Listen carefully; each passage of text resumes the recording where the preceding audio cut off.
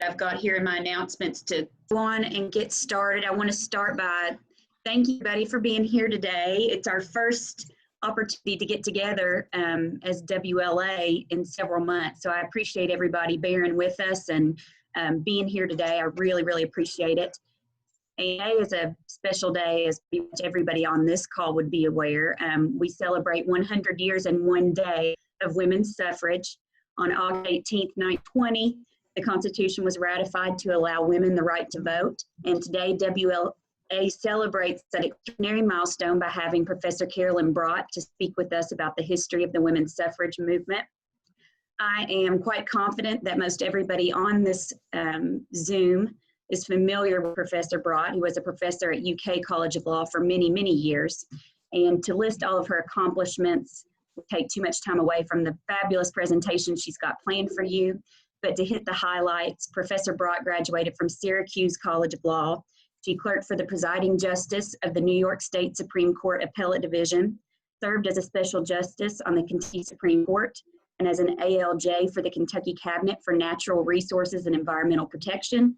Professor Bratt was the first woman to be on the UK Board of Trustees and was previously appointed by Governor Martha Lang Collins to serve as chair of the Kentucky Governor's Commission on Women. As the cherry on top of years and years of civil service and activism, Professor Bratt was inducted into the Kentucky Civil Rights Hall of Fame and was described as a tireless fighter for civil rights in general and women's rights in particular. In preparing this morning to speak with you about Professor Bratt, I came across an article about her that described her as an educator, an attorney, and an activist. But what I loved the most about the description was, and I quote, "She flew through many glass ceilings and then constructed escalators for other women to come through." So I can say without hesitation and with 100% confidence that we could not have found a more apt speaker to come to us today as we celebrate how far we've come and the women and men who have helped to make it happen. Before we get started, Professor Bratt wanted me to point out that the PowerPoint is going to be the main feature of her presentation. So you can click your view options at the top of the screen to move the panelist view so that it doesn't block your view of the PowerPoint. And without further ado, I will turn it to Professor Carolyn Bratt. Well, Langdon, thank you very much. I'm going to stop my video feed in too because I really would like you to see the slides rather than look at me or anybody else. So I hope that's okay with everybody. You know, as a feminist who's been actively involved in the women's movement for 50 years, and as a beneficiary of the successes of that movement, I was the first woman hired and fully promoted at the UK College of Law. As a constitutional law scholar who studies the evolution of women's legal rights, as a lifelong civil rights activist, and as a collector of suffrage and other women's memorabilia, I'm just delighted to celebrate Centennial of women's suffrage with you. I started collecting presidential campaign buttons during high school. In 1965, I graduated from college, married, moved to upstate New York, and began teaching in the Syracuse public schools. One day, I thought to ask my then mother-in-law whether she had any presidential buttons that I might add to my collection. She directed me to her attic, where I found this button along with her other small stash of presidential buttons. After doing some checking, I found out that it came from an unsuccessful 1915 New York State campaign for women's suffrage. But the discovery triggered an epiphany in me. Why was I collecting buttons about dead white men when I could be collecting items from my own history? So for the last 55 years, I've been doing just that. My collection of women's memorabilia is very large. A portion of it is currently on loan to the Fraser History Museum in Louisville as part of its year-long celebration of the Centennial of women's suffrage. My plan today is to use items from my collection and some from other sources to illustrate my remarks. Now, you may wonder if it's really important to mark the centennial ratification of the 19th Amendment. After all, you know, we didn't celebrate the recent centennial of the ratification of the 16th Amendment. Well, if you may remember your con law, that's the one that authorizes the imposition of the income tax, so maybe that's explanation enough. But actually, there are a number of important reasons for celebrating ratification. First, history is recorded in many ways: on the ground with statues and monuments, on walls with portraits and plaques, and in books with word images. Our history, women's history, is as a general rule absent from or slighted in these places. And that implies that women are not worthy enough to be recognized for our own historical contributions and personal achievements. Now, it's true that Lexington is trying to remedy a small portion of that exclusion and underrepresentation by erecting this statue honoring Kentucky suffragists. But if you add that soon-to-be unveiled suffragist statue to this monument at the site of Bryan Station Fort in the courage of Revolutionary War women, only be 2 markers dedicated to women in all of Fayette County. Now ask yourself, how does that number compare to the number of statues and monuments that have honoring, let's say, Kentucky horses? The second reason the passage of the 9th Amendment should be celebrated is that it was and it remains the single largest democratizing event in American history. Ratification constitutionalized the right to vote for more than 10 million women. Surely, such momentous accomplishments by our feminist superheroes deserves to be acknowledged and celebrated. You know, like superheroes, all legal, political, economic, and movements have an origin story. But superhero movement stories are based on actual events, although they only contain part of the truth and they only tell part of the story.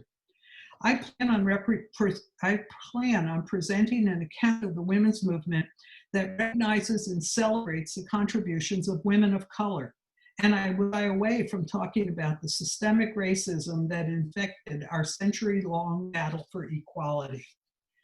Now, according to our origin story, the women's movement was born on July 19, 1848 at the Wesleyan Methodist Church in Seneca Falls, New York. The convention was the brainchild of our founding mothers, Lucretia Mott, Elizabeth Cady Stanton, Mott's sister Martha Wright, Mary Ann McClintock, and Jane Hunt. Although her sister attended the meeting, Susan B. Anthony was not there. She became an activist for women's rights 3 years later after meeting Elizabeth Cady Stanton. Our founders ran a very small announcement, just one issue of the local newspaper, stating that, quote, a convention to discuss the social, civil, and religious rights of women, unquote, would be held later in Seneca Falls. Well, they certainly struck a responsive chord. More than 300 people attended that meeting. You wonder where, because I know I do, I wonder where our founders got this radical notion that women should have full legal, political, and social and economic rights. What were the roots of our movement? Well, I can tell you for one thing, it didn't come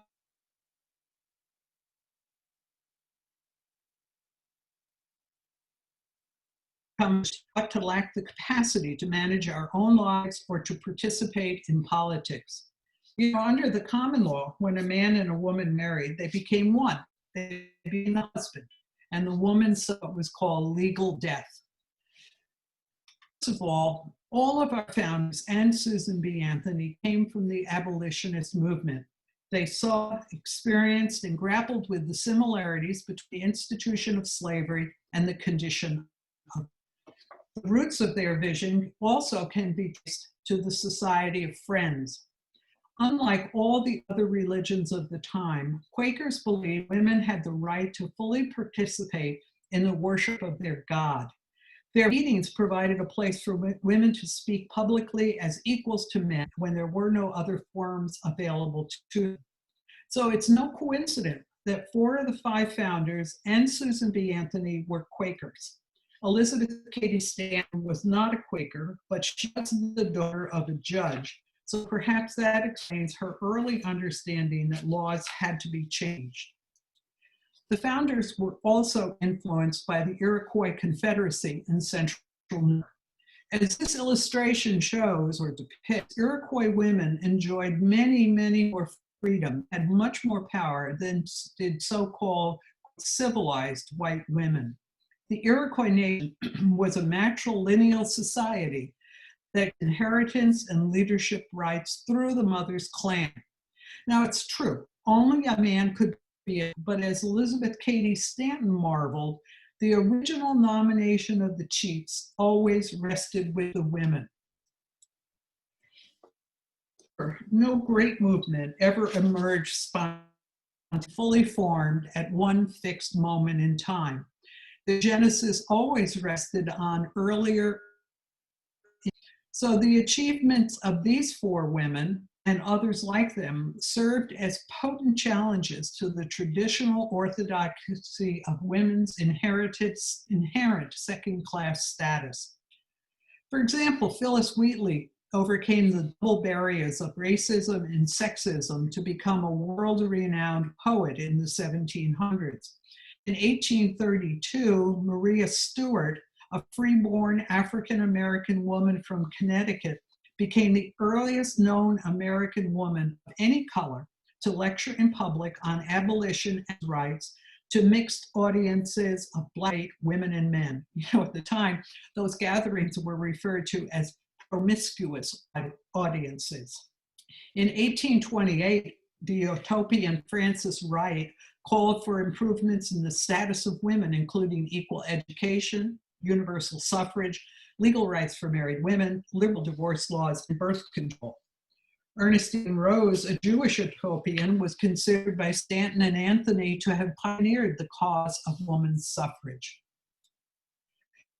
At its conclusion, Seneca Falls Convention issued what they called the Declaration of Sentiments. This was the first formal American articulation of women's political, legal, social, religious, and economic grievances and their demands for remedying those inequalities. Now, if you haven't read it, you should. This is important to women, as was the Declaration of Independence was to white property-owning men. It laid the groundwork for virtually every right that we take for granted today or are still demanding. This is a newspaper from my collection. It's the August 10th, 1848 edition of the Philadelphia Public Ledger, reporting on a meeting in Rochester, New York, that reported on the proceedings at Seneca Falls. This is the closest I've ever been able to come to the actual Declaration of Sentiments. You can't visit it in the National Archives where this country's other foundational documents are preserved. I can't show you a picture of it. Do you know why? Because no one knows what happened to it. Can you imagine the reaction if the Declaration of Independence had been mislaid, lost, or destroyed? At the time, the most radical and controversial portion of the Declaration was its demand for the vote for women. Lucretia Mott cautioned Elizabeth Cady Stanton that if they called for the franchise, it will make us look ridiculous. And she counseled its inclusion. Only the abolitionist Frederick Douglass promised Stanton that he would support the proposition at the convention. The suffrage resolution was the only part of the Declaration of Sentiments that did not pass unanimously. It took 72 long years to secure the vote. Now that's a long time, but remember, in 2020, 172 years after Seneca Falls, most of the other grievances enumerated in the Declaration have not yet been fully remedied.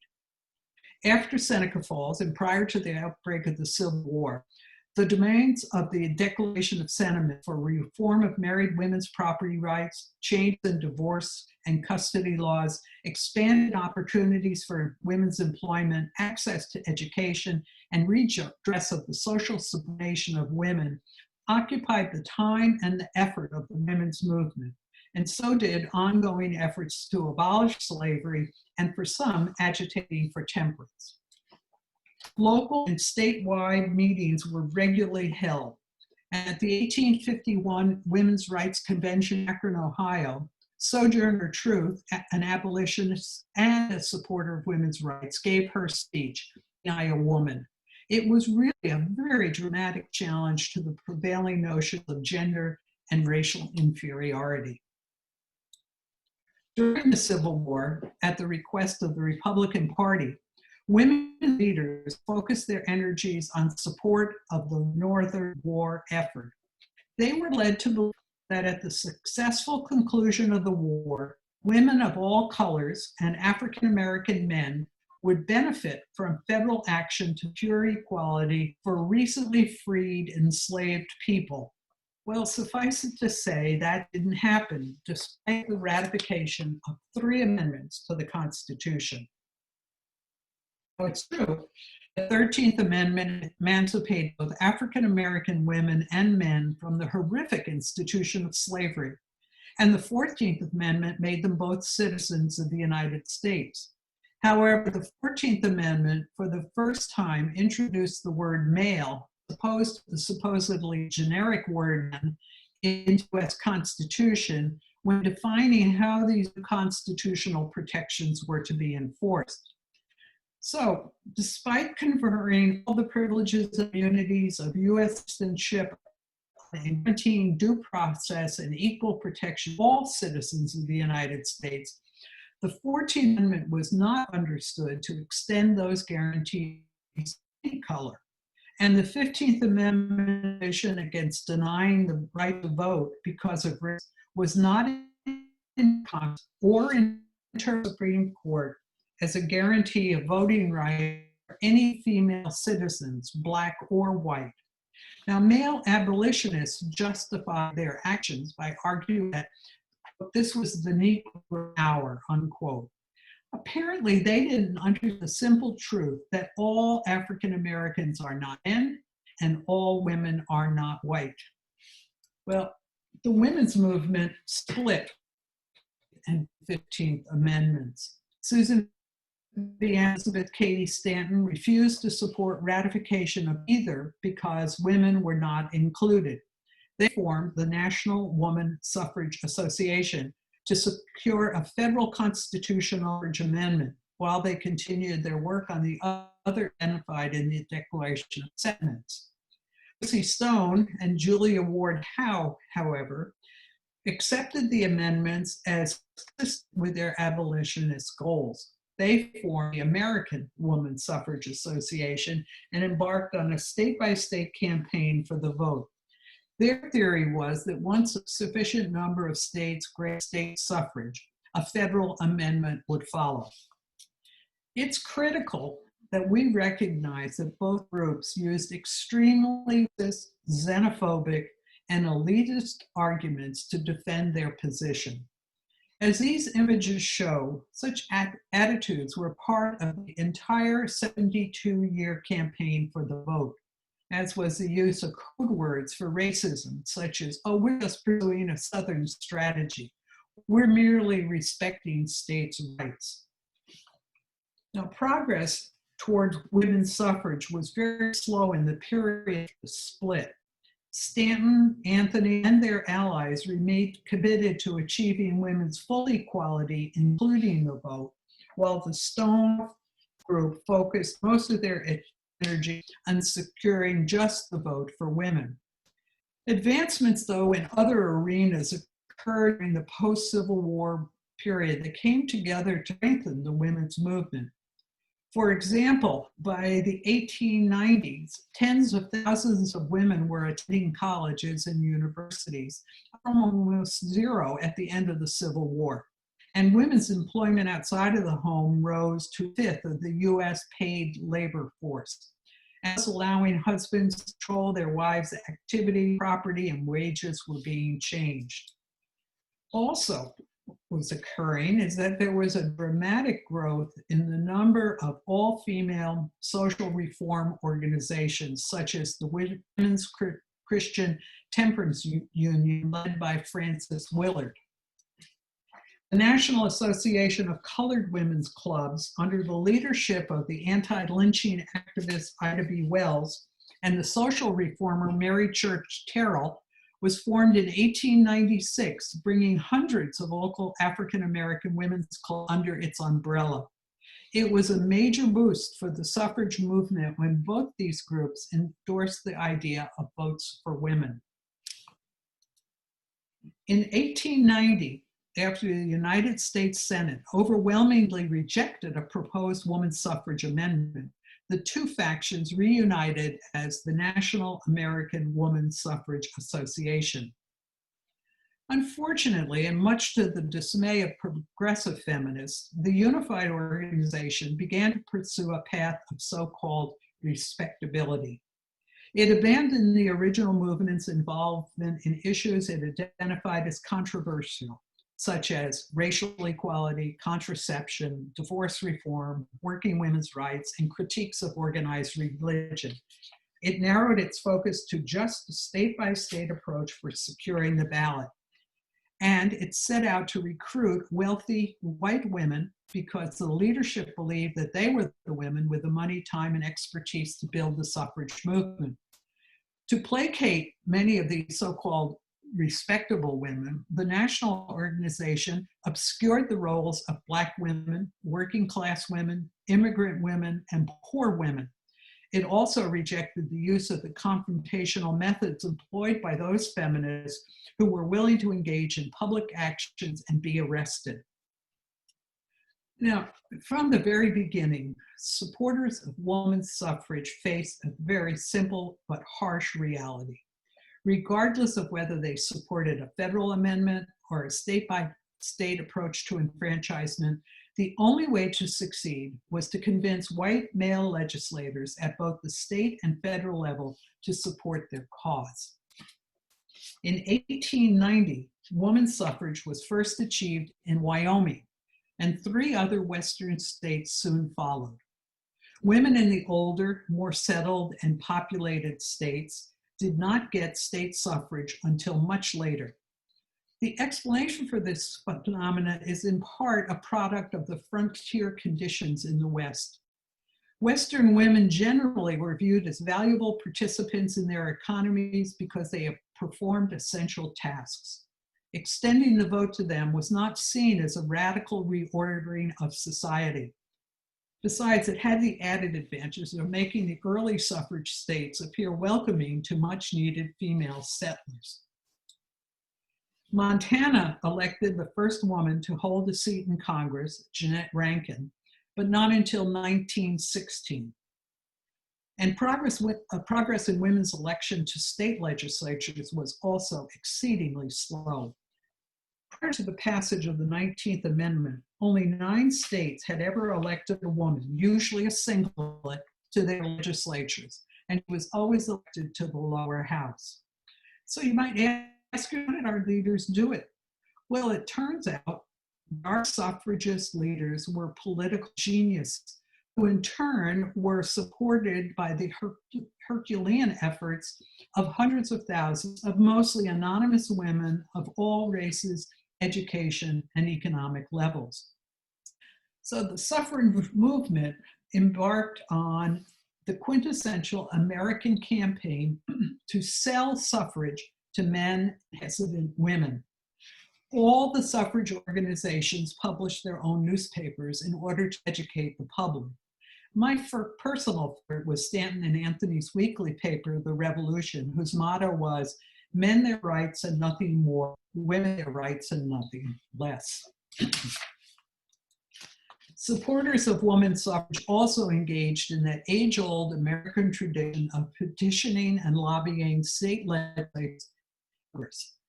These are photos of 2 congressional petitions.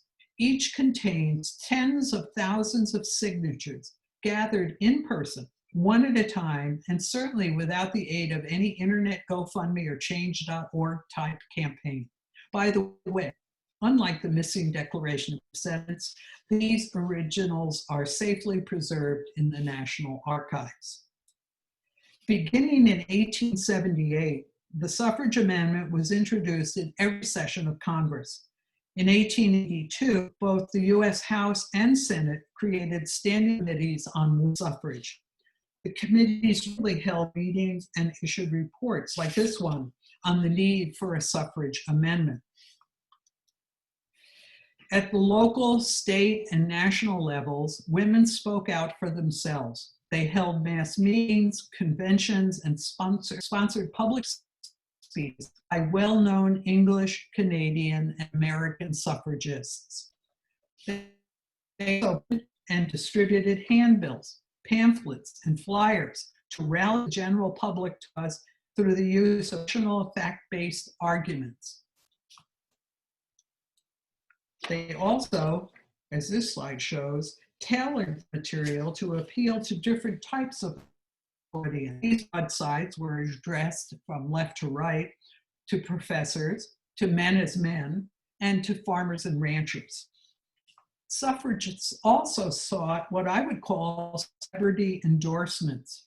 The social reform Jane Addams of Hull House and Katharine Houghton Hepburn, the mother of the movie star by the same name, who along with Margaret Sanger were nationally known proponents of women's reproductive rights, authored these pro-suffrage pamphlets.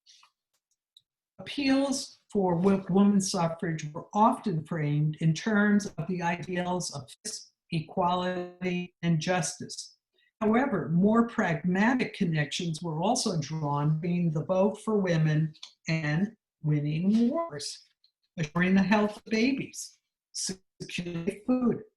My favorite, being on the side of at the Battle of Armageddon. During the various suffrage campaigns, sample ballots were published to ensure that members marked the correct choice when they cast their ballot.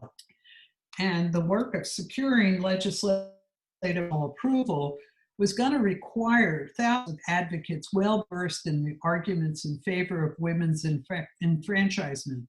So suffrage clubs were formed to educate, suffrage schools were open to trained speakers. Pro-suffrage pins or buttons were ubiquitous as a means of showing support for the cause. They came in every shape and size. Often the buttons had stars on them, which indicated how many states had already granted state suffrage to women. The suffrage movement's final push in the early 1900s for a federal constitutional amendment coincided with the country's golden age of the postcard. So it's no surprise that suffrage postcards were a large and integral part of the campaign.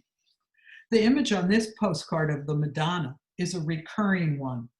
Undoubtedly, it was an appeal to the vote based on woman's supposed purity and goodness in an unstated comparison to the political corruption and greed of the period. These images come from the most popular set of pro-suffrage postcards. This is 3 cards containing observations in favor of women voting. I like the one in the upper left-hand corner. Any man who denies the woman is his equal mentally simply casts a slur on his mother. Holiday cards were also used, including the Santa Claus bringing the vote to women for Christmas, and this pro-suffrage Valentine in the middle, but it's not characteristic of suffrage-themed Valentines. More typically, John Valentine was anti-suffrage. Look at the one on the right. They were designed to appeal to women who sought the approval of men, but by any suffrage sympathies. Children were often used on suffrage postcards. The image here was intended to communicate the disappointment of suffragists after an unsuccessful attempt to secure a state suffrage and their resolve to continue the fight. And what resolve our foremothers had. It took 480 mostly unsuccessful individual suffrage campaigns to achieve ratification of the 19th Amendment by the required 30 states. These are examples of unpostage pro-suffrage stamps used on mailings to indicate the sender supported the right to vote for women. Although they began as replicas of actual postage stamps, they evolved into something more akin to miniature posters. Suffrage-themed events were also part of the campaign.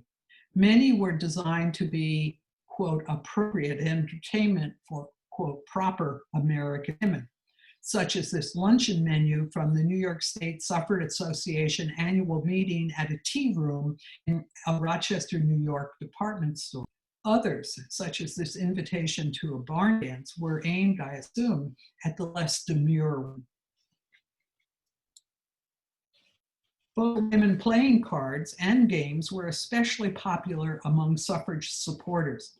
They were thought to serve as a way to introduce the suffrage issue into households in a non-confrontational, more socially acceptable manner than mass meetings and street rallies. Oops, sorry. These is of a suffrage paper doll outfit, a suffrage flagged toothpick for spearing hors d'oeuvres, a suffrage post note card, and a suffrage paper drinking cup give you a sense of the range of ephemera used by suffragists in their quest for the vote. The vote for women plates in the lower right-hand corner were used in so-called suffrage cafeterias. Such restaurants sold cheap, filling meals in the hopes of enticing men to enter. Once drawn in by the food, activists on the inside tried to convince the men to support suffrage. For me, it sort of gives new meaning to that old adage that the way to a man's heart is through his stomach. Opponents of women's suffrage used similar methods to press their case. They held mass meetings, distributed anti-suffrage buttons, and sought the public support of women opposed to their own enfranchisement. As these images show, anti-suffrage memorabilia employed many of the same tropes used today by opponents of women's full equality. Suffrage marginalized, denigrated. Women who supported suffrage were portrayed as physically unattractive and were not smart enough to know how to cast their ballot. Women who voted would abandon their families and become cigar-smoking hotel loungers. Voting would turn men into women, and voting women would become morally loose and sexually indiscriminate, and worse still, lesbians. And if women voted, did you know civilization as we knew it would come to an end? Now, the use of modern methods of advertising, publicity, and mass merchandising in the fight for the vote was the first time that a social movement in this country sold it to the public as you would a commodity. But there's another dimension to this idea of selling suffrage. Unlike today, manufacturers of goods and services found it advantageous to use suffrage to sell their own products. So endorsements by famous suffragists were sought, such as this ad for Fairy Soap featuring Elizabeth Cady Stanton. And this ad for a cleaning product marketed as woman suffrage stove polish. National corporations, such as Kellogg's, Campbell Soups, and General Electric, adopted the iconography of the suffrage movement to market their products both before and after passage of the 19th Amendment.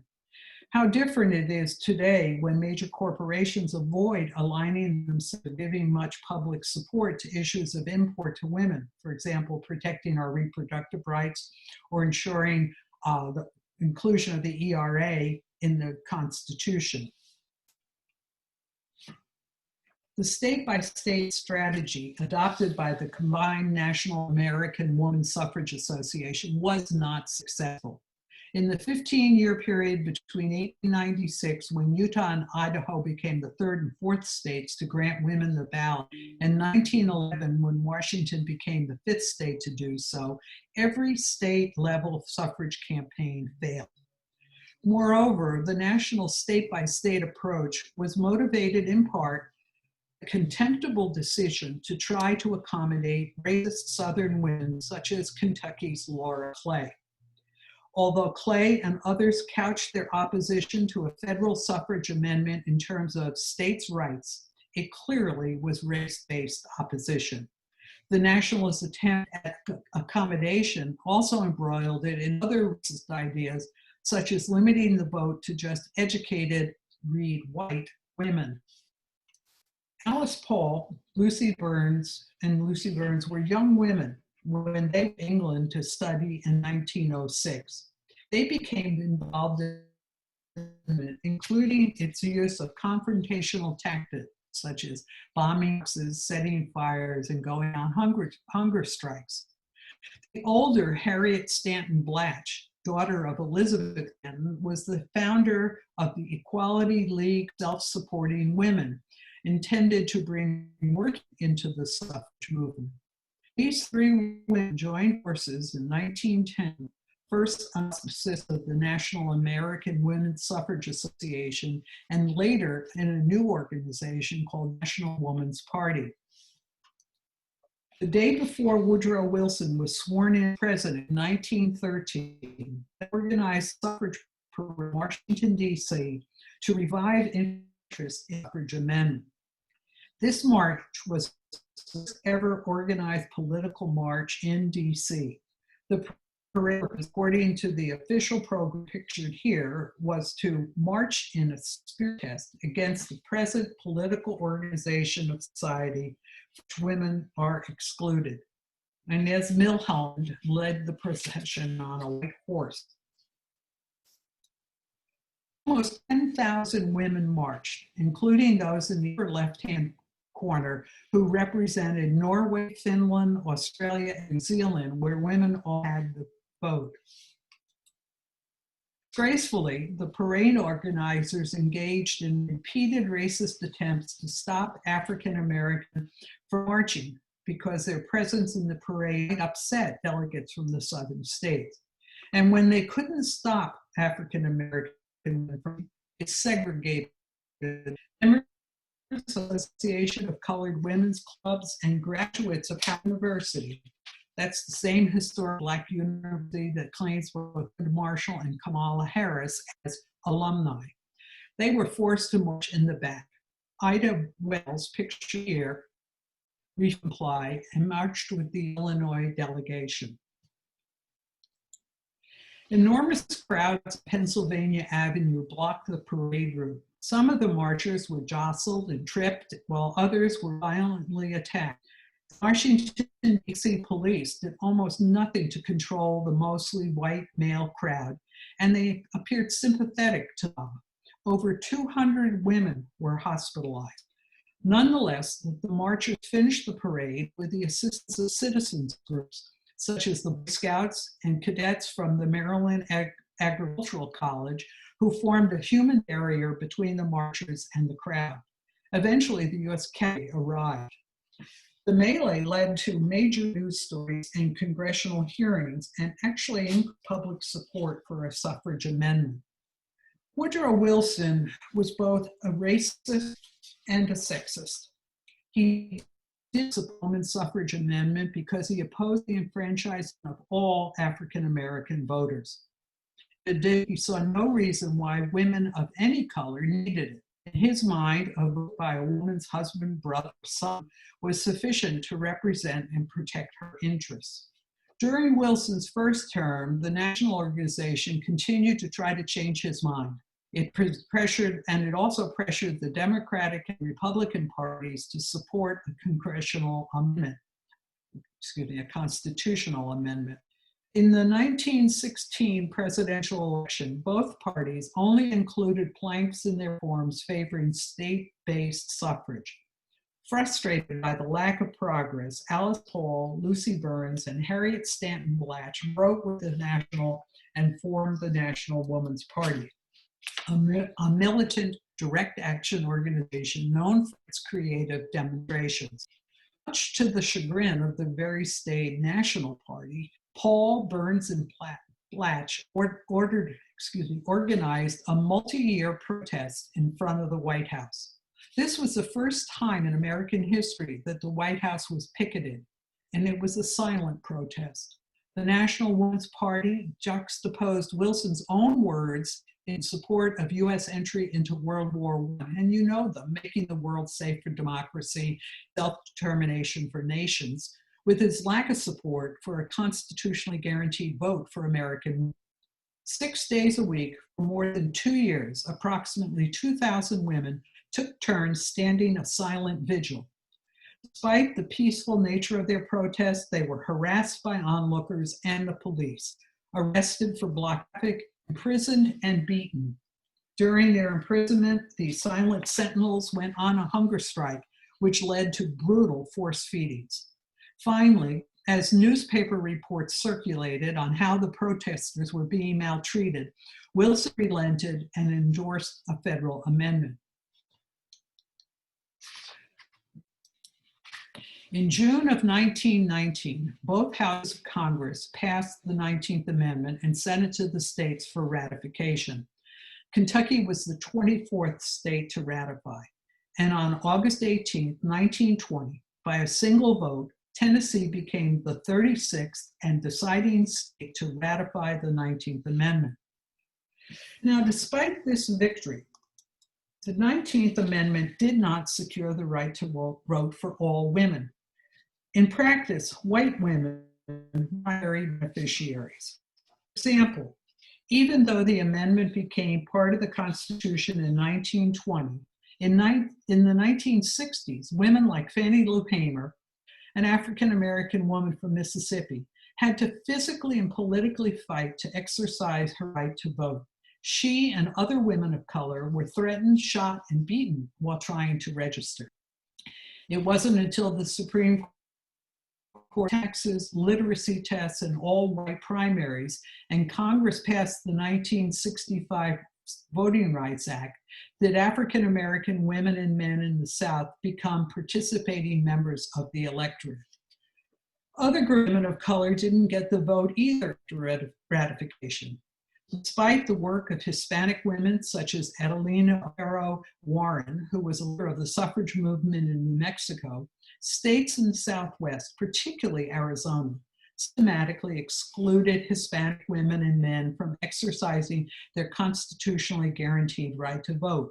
So they too had to wait for passage of the 1965 Voting Rights Act. Marie Louise Bontemps Baldwin, a member of the Turtle Mountain Band of the Chippewa in North Dakota, marched in the 1913 suffrage parade. However, Native American women were not enfranchised upon passage of the 19th Amendment. As you all know, only citizens can vote, but did you know that Native Americans living on reservations were not considered citizens of this country, despite being its original settlers? Congress eventually conferred citizenship on Native Americans, but even then, a handful of states continued to block Native Americans from voting. In 1948, New Mexico and Arizona finally withdrew their prohibitions against voting by indigenous people. Similarly, Mabel Ping Hua Lee, one of the youngest participants in the 1913 parade and a lawful immigrant to the United States from China, could not vote under the 19th Amendment. The Chinese Exclusion Act of 1882 barred Chinese and other Asian immigrants from ever becoming naturalized citizens. That provision was not completely repealed until 1952. Now, as this slide shows, the enfranchisement of women did not and has not yet resulted in the successful completion of the agenda set out by our foremothers at Seneca Falls. After ratification, 43 years passed before a single piece of national legislation addressing any other grievance identified in the Declaration of Sentiments. And since the flurry of congressional actions and Supreme Court decisions in the 1960s and 70s, progress has once again slowed and in some instances been reversed. You know, those who wrote the Declaration of Sentiments understood the complex nature of the problem. They identified the multiple forms that women's inequality takes: denial by law, custom, and religion of political, economic, and social equality in both the public and the private sphere of the home. Unfortunately, too many of the women's rights leaders of the 19th and early 20th century came to see suffrage as a talisman, their silver bullet, their panacea for all forms of women's inequalities. they lost sight, unfortunately, of the fact that the debt was only a means to an end and not the end itself. So obtaining the vote was an important concrete step in our centuries-long quest for equality.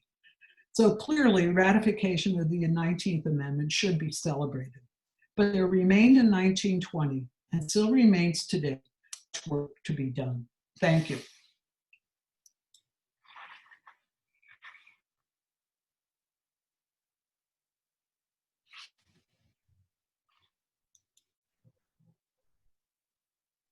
Thank you, Professor Bratt. That was wonderful.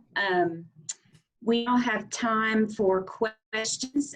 If everybody, you can use the Q&A feature at the bottom. If anyone has anything they would like to discuss or ask questions about the presentation, please, you can do that now.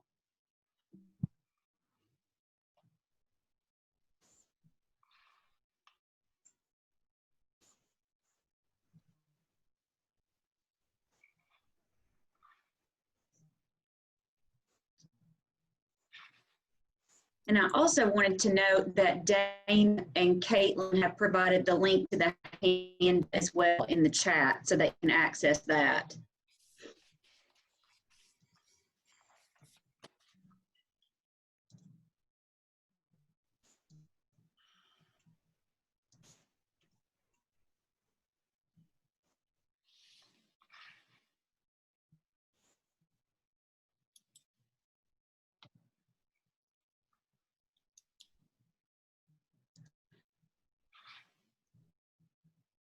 And Anita Britt, whether you would be able to download this after we leave the meeting. I think Dana is going to be able to set out, so you'll have access to that afterward. And we do have two questions, Professor Bratt. Sure. How can we motivate women to exercise their right to vote now? That's a question from Melissa Will. Well, that's an issue for women and men right now, given that the pandemic is here. Typically, women are the most likely to vote, white and African American and other women of color. But my concern is that it's dangerous to go stand in a polling line on election day. So what I would suggest is that maybe get together and figure out ways to encourage women to send in for absentee ballots so that they can vote and they can vote safely.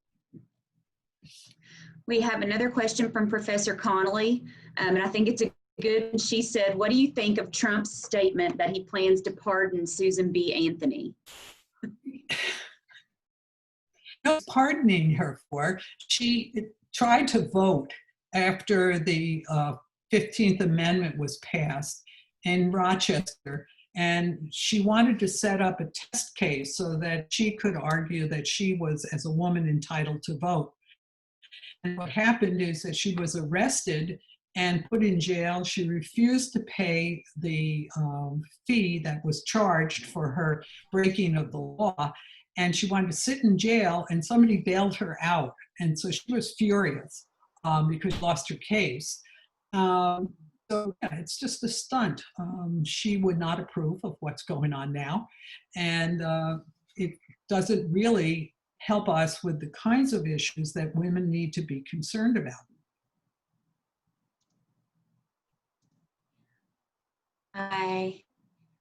Eda Britton said no question, but thank you, Carolyn. If so, see you. We've got lots of comments about how well the presentation was. So, there's no other questions. We can go on and, oh, I'm sorry. We have a question from Susan Sears. She says, what do you think remains the most pressing issue for women to be concerned about today?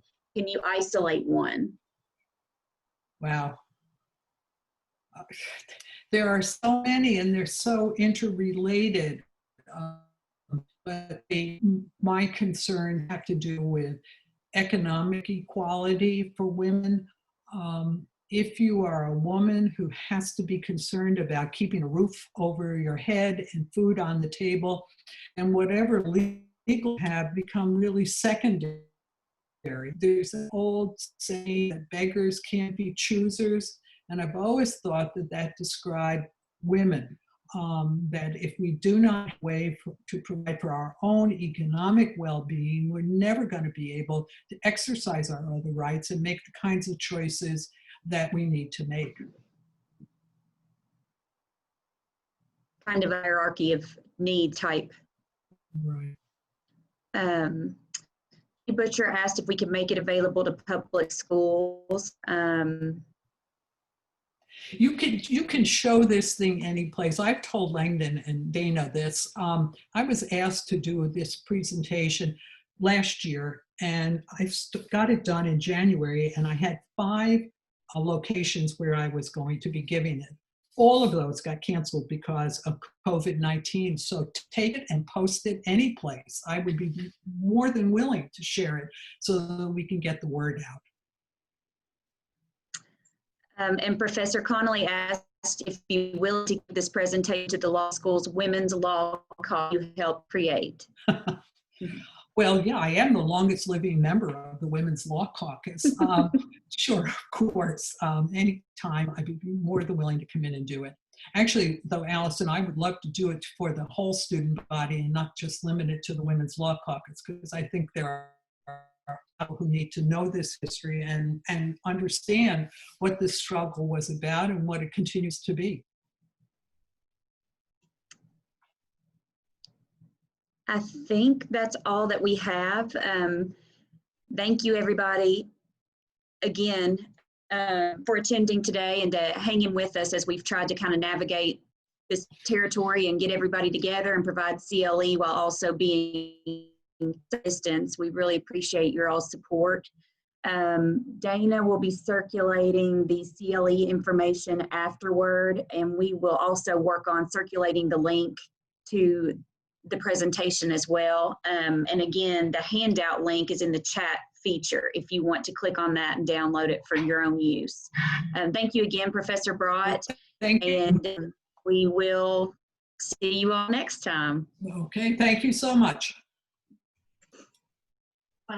Any questions anybody has, just send us an email and we'll help you with it. It should also be available on our YouTube channel this afternoon sometime. So if you know somebody who missed it, then they can watch it. Thanks, guys. Thanks, everyone.